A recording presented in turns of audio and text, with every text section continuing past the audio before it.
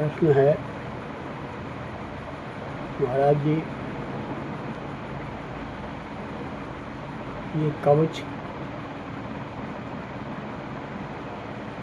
सनातन धर्म का जो सच्चा साधन है कवच मंत्रों का, ये कवच क्या है?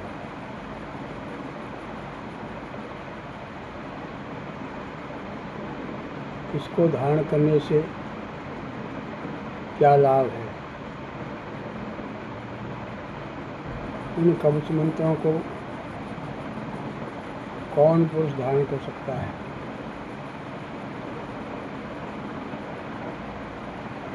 और किन किन देवताओं के कवच मंत्रों से लाभ होता है?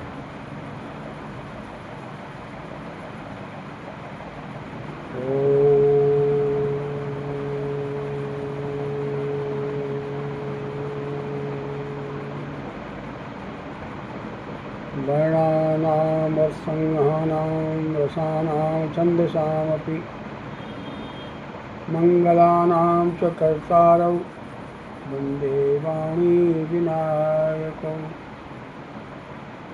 भवानी शङ्करौ वन्दे श्रद्धा विश्वासरूपिणं याभ्यां विना न पश्यन्ति श्रद्धा शान्तिस्त्रीशरम्। गुरु ब्रह्मा गुरु विष्णु गुरुदेवो महेश्वरः गुरु साक्षात् परब्रह्म तस्मै श्री गुरुवे नमः। सद्गुरुदेव भगवान की जय। जिस प्रकार धूप से, सर्दी से, ठंडी से, बरसात से मनुष्य अपने शरीर की रक्षा करता है और वस्त्र धारण करता है, उससे अपने शरीर की रक्षा होती है। इसी प्रकार हमारे सनातन धर्म के अंदर सभी देवी देवताओं के कवच मंत्र हैं और वो कवच मंत्र सनातनी सच्चा साधन है। वह आज का साधन नहीं है, वो वैदिक साधन अत्यंत अर्वाचीन प्राचीन है। इनके देवता होते हैं, इनके ऋषि होते हैं और इन मंत्रों का विनियोग किया जाता है। मंत्रों में, कवचों में मंत्रों का बल होता है। जिस देवता का हम कवच मंत्र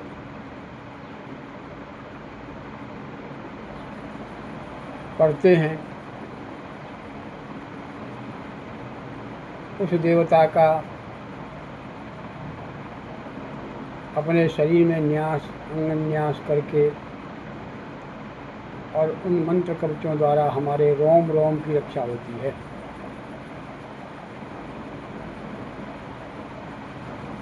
मनुष्य के जीवन में ये बहुत ही महत्व के है। इन कवच मंत्रों को गुरुओं के, सद्गुरु के सानिध्य में प्राप्त करना चाहिए।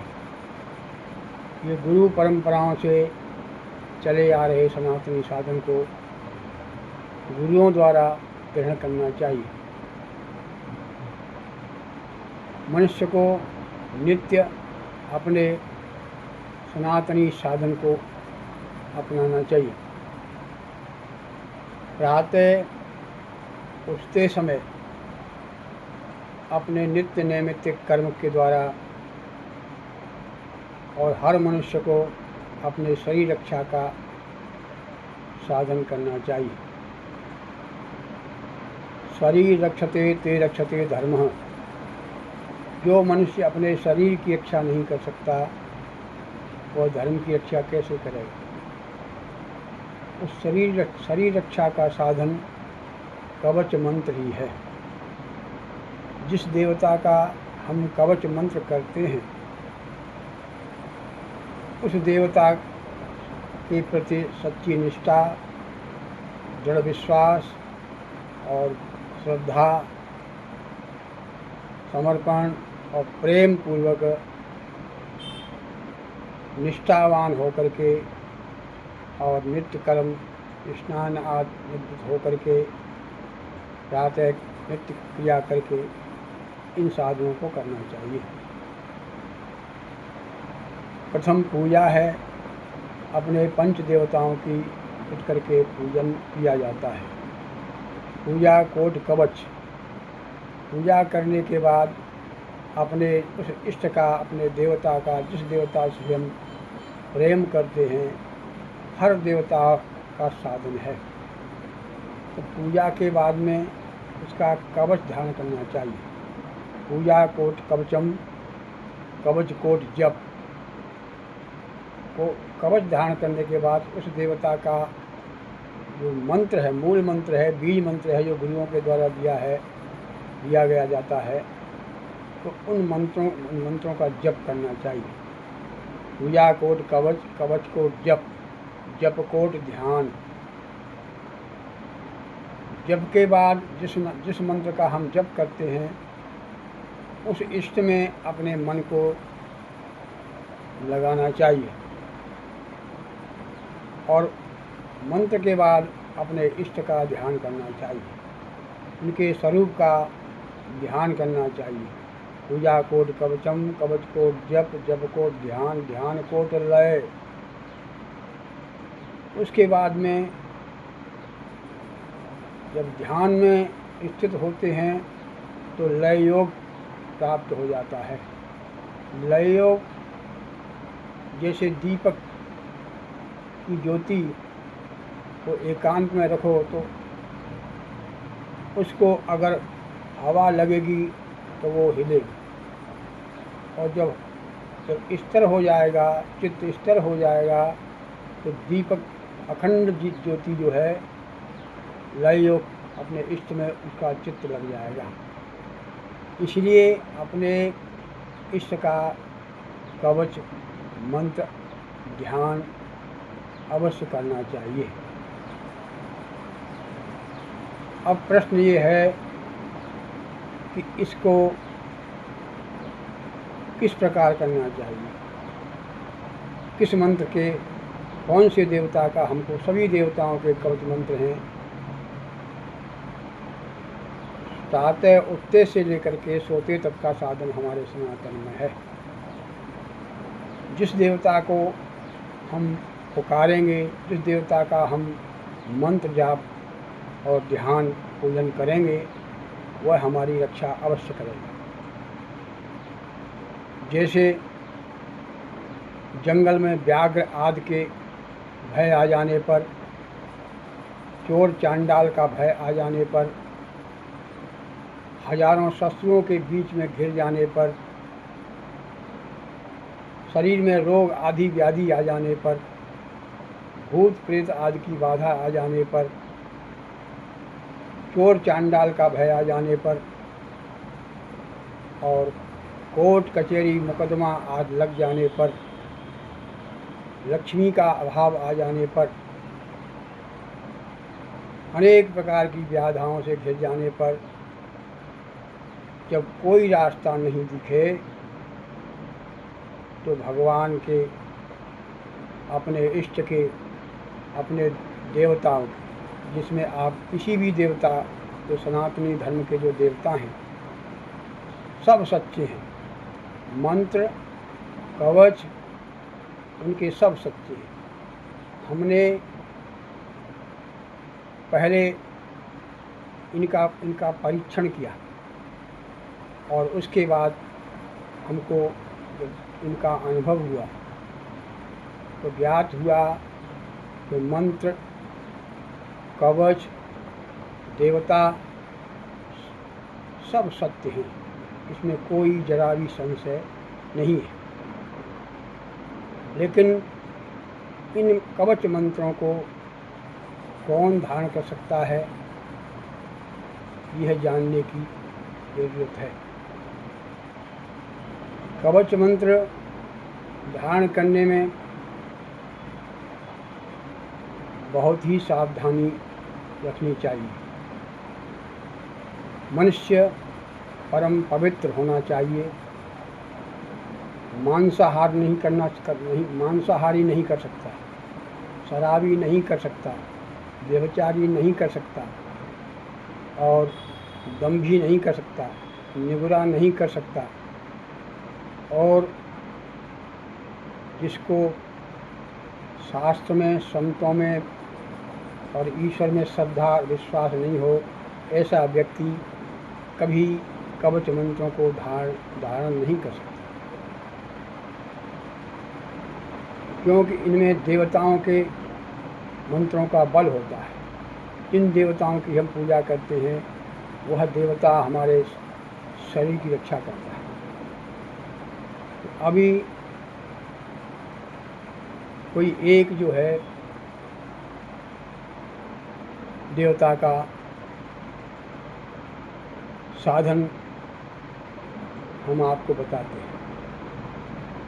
ऐसे तो पंच देवताओं में सभी देवी देवताओं के कवच मंत्र हैं। पंच देवताओं में मंत्र आधीन देव है। जिस देवता का हम आह्वान करेंगे, जिस देवता का विनियोग मंत्र का विनियोग करेंगे, तो हम अंग न्यास करने के बाद, शरीर का न्यास करने के बाद और संकल्प जल लेकर के, गंगा जल हाथ में लेकर के संकल्प करके आचमन करके फिर उस देवता का हम मंत्र कवच प्रारंभ करना चाहिए। जैसे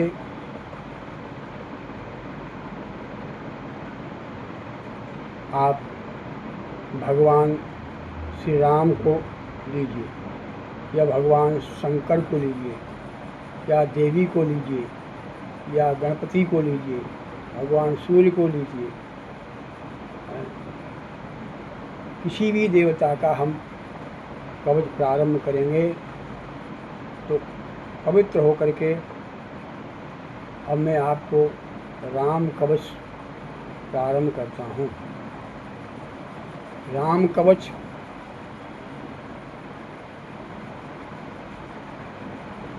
बड़ा ही दिव्य और महान कवच है। इससे हमारे रोम रोम की रक्षा होती है। अपने शरीर की रक्षा होती है, कार्य में सिद्धि होती है, और देवता की स्थिति हो जाती है, देवताओं का पूजन हो जाता है। ये तीन काम कवच द्वारा होते हैं। जिस समय वाल्मीकि जी के आश्रम पर माता सीता ने दो सुंदर पुत्रों को जन्म दिया, लव और कुश। महात्मा वाल्मीकि ऋषि बहुत ही चकादर्शी और महान विभूति थे। वाल्मीकि ने कहा, हे बेटी सीता, ये दो बालक बड़े दिव्य हैं, इनको किस मंत्र के द्वारा इनका अभिषिक्त करना चाहिए। सीता ने कहा, गुरुदेव, ये सूर्यवंश की धरोहर है। ये दोनों पुत्र भगवान राम के अंश हैं, और वनवास काल में आपके शरण में आकर के, आपके चरणों में, आपकी कुटिया में इनका जन्म हुआ है। और मैं परम पवित्र और निर्दोष हूँ। हे गुरुदेव, ये दोनों बालक सूर्यवंश की धरोहर है, इसलिए इन पुत्रों को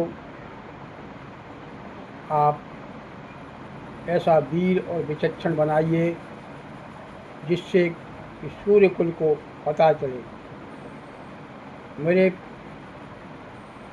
पतिदेव श्री राम जी को पता चले कि इनके माता सीता की कोख कैसी थी। वाल्मीकि ने कहा, ठीक है बेटी, अभी मैं इन बच्चों को राम रक्षा से अभिषिक्त करता हूँ। बंधुओं, ये सच्चा सनातनी साधन है।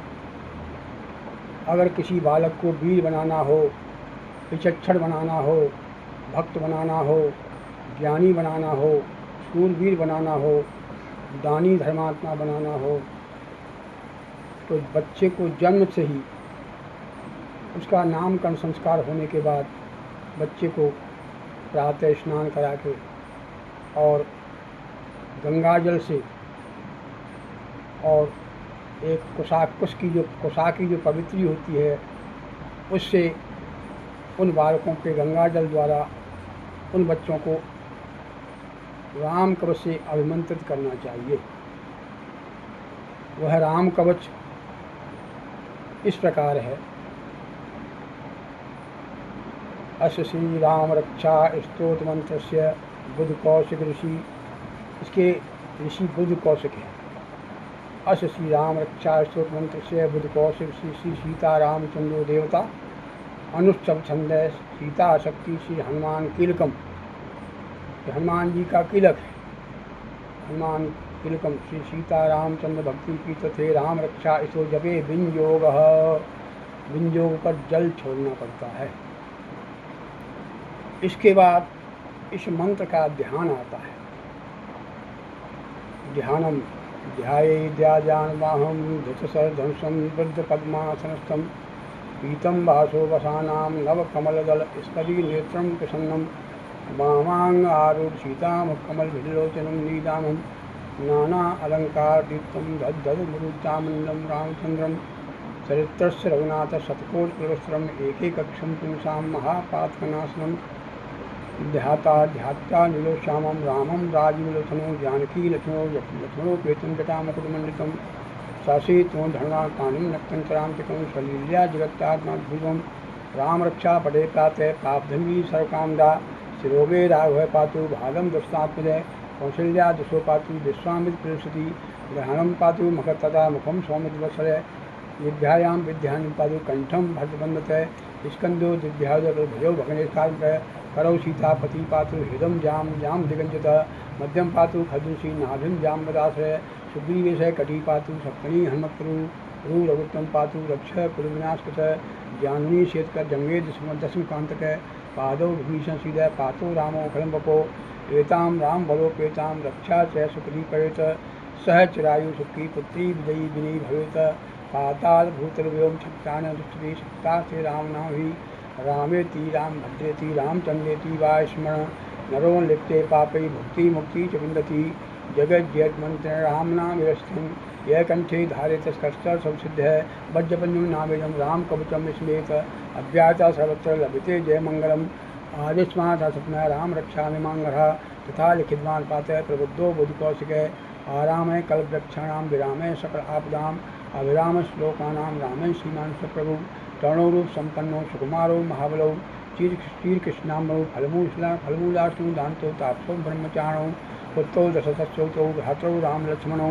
शरण्यो सत्सप्तानां श्रेष्ठो सधंसां रक्षा पुण्यहंताय त्यायतो नो रघुत्तम आर्त सज्ज रक्षणाय राम लक्ष्मण भक्त प्रस्ताम सन्नद्ध है कवची खड़गी चाँप बांधो वा गच्छन मनोत अस्माक रामे पातु सुरक्षो रामो दासासुरो काकुश पुष्पमय कौशल्यो रघुत्तम वेदांत विज्ञेश प्राण पुरुषोत्तम जानकी वल्लभ श्रीमान प्रमेय पराक्रमा एतेतान जपनित्यम मद भक्त सिद्धांत अश्वमेधादि पुण्यम संप्राप्त नोति निसंशय रामम द्रवादल श्यामम संसार नरा रामम रघुवरपूर्वम सीतापर सुंदरम काकुशम कणागुंडितम विप्रतियम धार्मिकम राजेन्द्रम सत्संगम सांवरम शांतिमूर्ति वंदे लोकाभिराम रघुप्रम राघव रामायण रामाय रामभद्राय रामचंद्राय देवसे रघुनाथाय नाथाय सीताया पते नमः श्री राम राम रघुनंदन राम राम श्री राम राम भक्ताग्र राम राम श्री राम राम रणकर राम राम श्री राम राम शरण भव राम राम श्री रामचंद्र चौमन स्वामी श्री रामचंद्र चरण वत्साग्रामी श्री रामचंद्र चरण शिरसा नमामि श्री रामचंद्र चरण शरण पर माता राम पिता रामचंद्र स्वामी राम म सखा रामचंद्र सर्वस्वं मे रामचंद्रो दयालु नायनं जानेतं वन्दे रघुनन्दनं लोकाभिरामं रणरङ्गधीरं राजीवनेत्रं रघुवंशनाथं कारुण्यरूपं करुणाकरन्तं श्रीरामचन्द्रं शरणं प्रपद्ये मनोजवं मारुततुल्यवेगं जितेन्द्रियं बुद्धिमतां वरिष्ठं वातात्मजं वानरयूथमुख्यं श्रीरामदूतं शरणं प्रपद्ये कुञ्जन्तं राम रामेति मधुरं मधुराक्षरम् आर्वा कवितां शाखां वन्दे वाल्मीकिकोकिलम् आपदां भर्तारं दातारं सर्वसम्पदां लोकाभिरामं श्रीरामं भूयो भूयो नमाभ्यं भर्जनं भवबीजानाम् अर्जुनं सुखसम्पदां तर्जनं यमदूतानां राम रामेति गर्जनं सीताराम रामो राजमणि विजयते रामे रमस्यं भजे रामे रामचन्द्रं रामाय तस्मै रामान्नास्ति परायणं पत्रं रामो दासोऽहं रामे चित्तमो राम ममुद्धरे राम रामेति रामेति रमे रामे मनोरमे सहस्रनाम तत्तुल्यं राम नाम वरानने इति श्री राम रक्ष बुद्धकौशल ग्रंथ श्री राम रक्षास्तु श्री सीताराम आकास्तु। इस प्रकार इस मंत्र का जल अभिषिक्त करके बच्चे को पिलाओ और रोगी के ऊपर छांट दो तो वो रोग मुक्त हो जाएगा। दूसरा,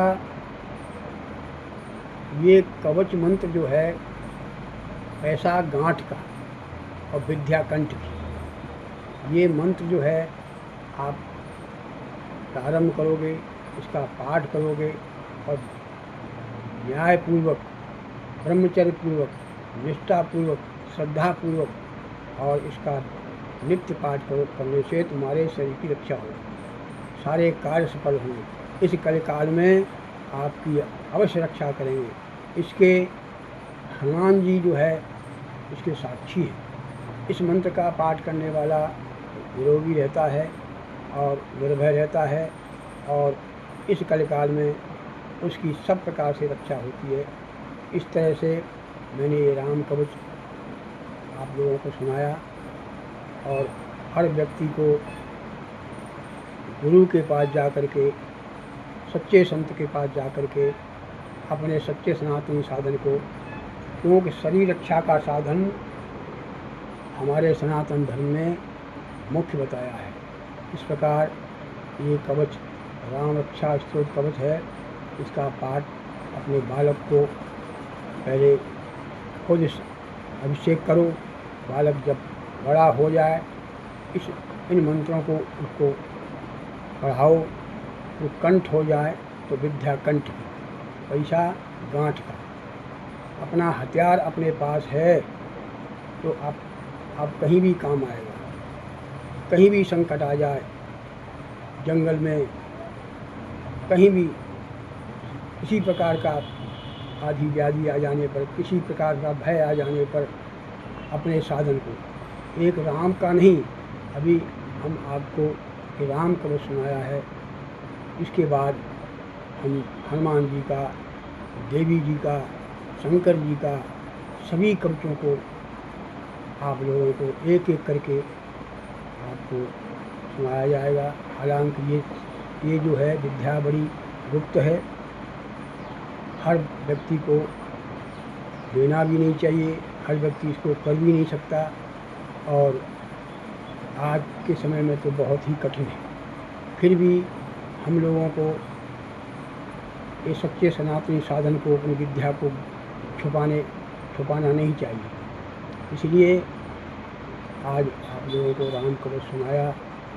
जो व्यक्ति श्रद्धापूर्वक इसको सुनेगा तो सुनने मात्र से ब्रह्मत्यादि पाप उद्भवमुच्यते नात्र संशय, ब्रह्मत्यादि पाप भी नष्ट हो जाएंगे। इसी प्रकार मैं गुरुदेव के चरणों में प्रणाम करते हुए, भगवान श्री राम सीताराम के चरणों में प्रणाम करते हुए, हनुमान जी के चरणों में प्रणाम करते हुए, गौ माता के चरणों में प्रणाम करते हुए आप सब लोगों को मेरा वंदन। आपको अवश्य लाभ मिलेगा और अवश्य ही श्रद्धा विश्वास से इस साधन को करना चाहिए। आगे आपको मैं हनुमान जी का 1 मुखी, 11 मुखी, 5 मुखी, 7 मुखी जो कवच है, जो बहुत ही दिव्य हैं और आज कलिकाल में हनुमान जी जैसा रक्षक होते हुए आज हम दुखी क्यों हैं, इस बात को हमको सोचना पड़ेगा। क्योंकि ये साधन जो है हनुमान जति का साधन, सीताराम जी का साधन, देवताओं का साधन बड़ा ही दिव्य है। इसी प्रकार इस मंत्र को, राम कवच को वाल्मीकि जी ने लवकुश को दिया और लवकुश ने इसको कंठ धारण किया। कंठ करने का इस विद्या को प्राप्त करने के बाद लवकुश ने राम की सेना को जीता। राम की सेना को जीता। जब भगवान राम ने अश्वमेध के लिए घोड़ा छोड़ा तो लवकुश ने उस राम जी के घोड़े को पकड़ लिया और एक एक करके भरत जी, लक्ष्मण जी, शत्रुघ्न सबको परास्त किया। अंत में हनुमान जी को भी बांध करके माता जानकी के पास ले गए। माता जानकी ने हनुमान जी को बंधा हुआ देखा। माँ देखो, हम ये बंदर खेलने के लिए लेके आए हैं। तो माता सीता एकदम दौड़ कर रो पड़ी, अरे बेटा, ये तो मेरा पुत्र हनुमान है। भैया, ये तो पुत्र, हम 2 पुत्र हैं, तीसरा कहाँ से आया? तो कुंडियों, हनुमान जी जैसा देवता और राम की भक्ति के कारण इतना द्रवित हो गए, इसको अजय 3 लोक 14 भवन में हनुमान को कोई बांध नहीं सकता, कोई पकड़ नहीं सकता। लेकिन 2 बालकों के मंत्र के बल में और प्रेम के बंधन में हनुमान जी को बंधना। इसलिए बिना इश्क ना मिलिए राम। जैसे मनुष्य को, कामी आदमी को स्त्री से प्रेम होता है, ऐसे ही काम ही नार प्यार जिन लोभी को किए दाम, जिन रघुनाथ निरंतर प्रिय लागे मोय राम। कामी मनुष्य को स्त्री से प्रेम होता है, लोभी मनुष्य को धन से प्रेम होता है। ऐसे ही संत को, भक्तों को, ईश्वर की प्राप्ति करने वालों को अपने इष्ट के मंत्र और साधन का से प्रेम होना चाहिए। इसी शब्दों के साथ जय श्री सीताराम, श्री कृष्ण।